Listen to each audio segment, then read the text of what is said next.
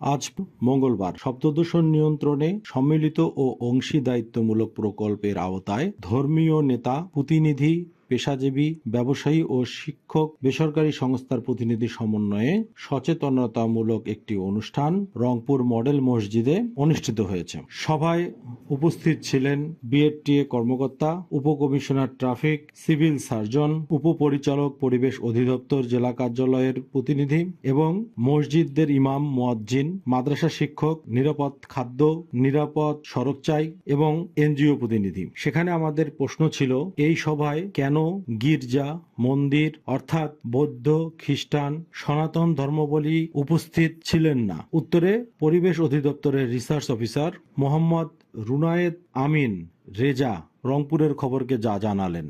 শব্দ দূষণ নিয়ন্ত্রণে সমন্বিত অংশীদারিত্বমূলক প্রকল্পের আওতায় আজ বিআরটিএ এবং পরিবেশ অধিদপ্তর সেখানে সহযোগী ছিল। বিআরটিএর আয়োজনে ইমামগণের মধ্যে সচেতনমূলক একটা প্রশিক্ষণ কর্মশালা অনুষ্ঠিত হয়েছে। এই প্রশিক্ষণ কর্মশালার মূল উদ্দেশ্য হচ্ছে যে সম্মানিত ইমামগণ মসজিদে এবং তাদের বিভিন্ন আরও যে আওতাধীন স্থান আছে, যেমন মক্তব বা ধর্মীয় শিক্ষা প্রতিষ্ঠানে, সেখানে তারা তাদের বিভিন্ন বয়ানে বা নামাজের খুতবার বয়ানে শব্দ দূষণের ক্ষতিকর দিকগুলো ওনারা তুলে ধরবেন। এই বিষয়ে আমাদেরকে সচেতন করার জন্য ওনারা উদ্যোগী হবেন। এই বিষয়ে ওনাদের একটি সচেতনমূলক প্রশিক্ষণের আয়োজন হয়েছে।